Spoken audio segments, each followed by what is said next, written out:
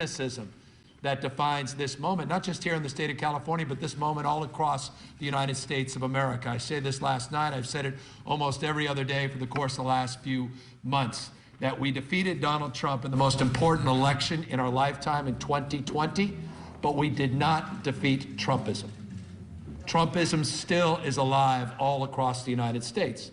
You saw that on the night of the election with the big lie and the perpetuation to this moment of the big lie, including in this recall, in the quite literally you cannot make it up file. They're talking about filing a lawsuit, and the election hasn't even been completed, suggesting, as Trump himself has done on multiple occasions, that this election is rigged. What they're doing is damaging trust in this country, trust here in our democracy, in the fundamental right of one person's right, and I would argue responsibility, to express themselves on election day, to vote. It's a profound and important moment. Not only San Francisco's history, our state, but our nation's history. Who are we? And are we going to reject this? Are we going to send a powerful message? Enough of this. The voter suppression that you're seeing all across this country, the assault on women's fundamental rights. Trust me, if this was about men, we wouldn't be having this debate. You know that. A constitutionally protected right, the right choice. I said it last night, I'll say it again. Racial justice is quite literally on the ballot. Social justice is on the ballot. Economic justice is on the ballot. The rights of working people, it's on the ballot. Unionizing. A pluralized state, I mean a state that celebrates its diversity. All of that is on the ballot. I don't need to remind you, I hope I'm not here to persuade you. I'm just here to persuade you to get out on the streets and knock on doors and finish the job and vote no on this recall.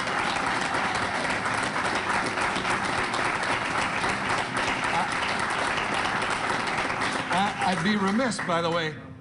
I'm kind of enjoying being up here because, John, last time I was up here, John O'Rourke invited me up here, and it was one of those candidate forums when I was running for supervisor here in San Francisco. So I go back to Local 6.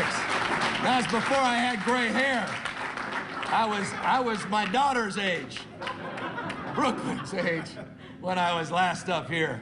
So I feel quite literally I'm back at home in every way, shape, or form. So I just want to acknowledge that Local 6 has been with me in every race. My first supervisor's race, my last mayor's race, lieutenant governor, and governor's race. So thank you. I mean it.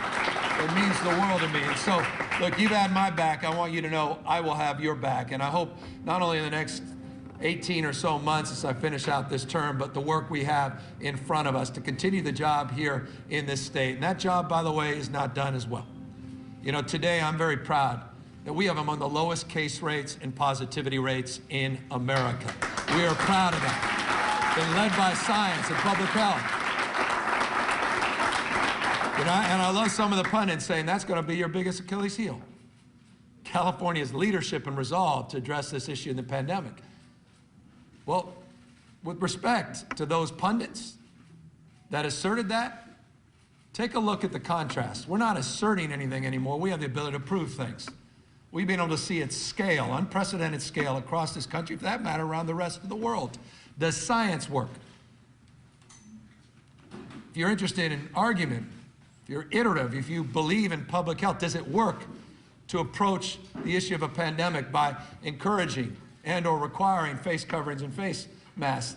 Is it right to encourage, to require verification and or testing of vaccinations? You've seen the results. You've seen what's happened in places like Texas and Florida and Mississippi and Alabama, and you've seen what's happened in states like the state of California, among the lowest, again, case rates in the United States and positivity rates. The issue of masking and vaccines on the ballot. I mean, what more contrast do you need? If you find someone in the course of the next 7 hours that says, I still don't know. You know, convince me. You know, so you're going down the elevator and they say, you know, when we hit the 6th floor, you better have a good argument. Just consider the fundamental contrast that's on the ballot. You know this. It's not even close. If we don't reject this recall, Larry Elder's the next governor of the state of California. I'm going to sound like Obama. Don't boo, vote. And vote no on this election. But if you have to and you're stuck in that elevator with your mask on, just consider, in a matter of weeks, Larry Elder could be sworn in as the next governor of the state of California. He said on the first day he is elected, he don't want to wait 100 days, he doesn't even want to wait a week. He won't even wait until his first cup of tea. He said he'll sign an executive order eliminating mask wearing and vaccine verifications for health workers and state workers before his first cup of tea. What more evidence do we need than a governor that wants to take us off the same COVID cliff that these other Republican governors have taken this nation off? This is a life and death decision. That's not exaggerated. This is a life and death decision. The public health, the public safety, our well-being is on the ballot this Tuesday, and so, in conclusion, is our economy. And I think this is important, especially all the Democrats out here. We don't talk about that enough.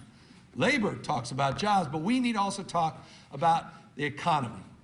And I'm just going to briefly make a point that cannot be repeated enough. California has the fastest growing economy of all Western democracies over the last 5 years.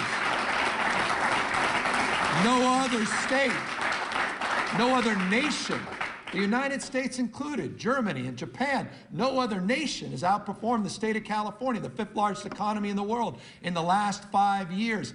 That's not despite our values, that's because of our values. I'm proud of that. And by the way, everybody jumping up and down and saying, well, you know, Florida didn't have the mask wearing all that stuff last year and their economy obviously did better. They're wrong. Florida's economy did worse than California's. So did Texas. And they had worse health outcomes. These things go hand in hand. If we want to get our kids safely back in person, full-time in school, mask wearing is a key to getting that done. If we want to keep our small businesses back on their feet without any fear of closure and get this economy roaring back, then vaccines are the key. We cannot allow that progress to be stalled. We can't allow the economy, not just our public health, to be impacted by a wrong decision tonight at 8 o'clock. So what are we going to do? We will turn out and vote no on this recall. Do I have your support to vote no? Are we going to get out there and work hard until the very last minute and vote no? I want to thank all of you for your incredible support. I want to thank my wife for being with me today and my campaign advisor, Brooklyn Newsom. Thank you all very, very much for everything you've done. Now, let's finish the job. Take care, everybody. Thank you for your hard work. Appreciate it. Thanks, everybody. Thank you, guys.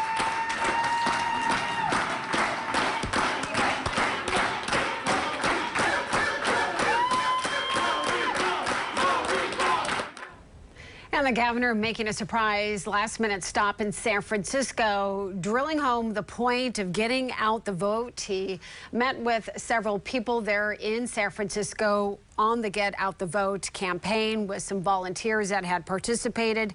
He talked about the importance of saying that this recall is all about life or death and that the decisions are all about public health, saying that the leading candidate, Larry Elder, is the one person who's saying that as soon as he got into office, if he were to win, he would roll back a lot of the public health standards and safety measures that the governor had put into place. So we're going to have a lot more. He's going to go outside the governor and do some question and answer for him, and we're going to get to that as soon as that moves from inside to the outside. In the meantime, let's get you caught up on the weather and see what we've got going on there. Hi, Erica.